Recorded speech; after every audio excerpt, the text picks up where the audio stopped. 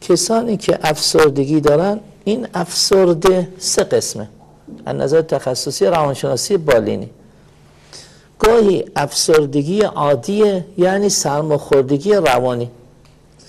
گاهی افسرده خویی، یعنی خصلت و صفتش افسرده بودنه، اینم یه بیماری دیگه. گاهی افسردگی درونزاست، یعنی بیماری مالیخولیا. در صورت اول و دوم میتونن استفاده از 2 تا گل کنن.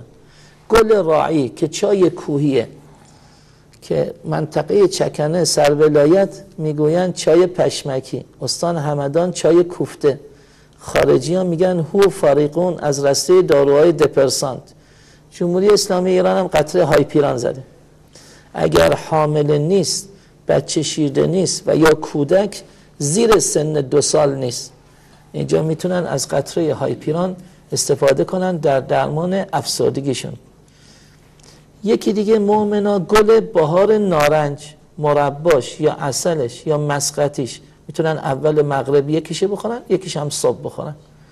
چیزهایی که تند و تیزه و چیزهایی که ترشه، اینها تشدید میکنه ضعف اعصابشونو و ضریب اضطراب و تپش قلبم بالا میبره.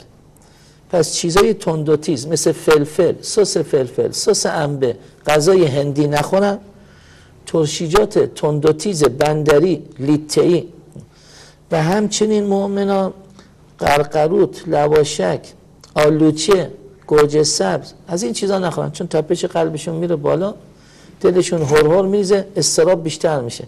حالا این متخصص قلب و عروق قرصای ضد تپش مجبور میشه به اینا بده. این شبیه اسمارتیز صورتی رنگ، خیلی هم سفته. نصفش کنه، نصفش صبح با 1 لیوان آب بخوره، نصفش شب با 1 لیوان آب. ولی از این قوی تر چیه مومن؟ از این قوی تر که ضد تپش قلب باشه، دعاشو به جون امیر المؤمنین علی علیه السلام کرد. اکل السفرجل یقوی قلب الضعیف. خوردن میوه به یا آب به یا مربای به، اینو صبح بخورن. 1-2 قاشق پلو خوری، آبش 1 استکان. شب بعد از شامشون 2 تا سیب رسیده آب بگیرن، 1 قاشق پلو خوری، عسل طبیعی، آبیشن نعنا، قاطیش هم بزنن بخورن. به 2 هفته سرباز دیگه نمیخواد تا آخر عام قرص ضد تپش قلب بخوره.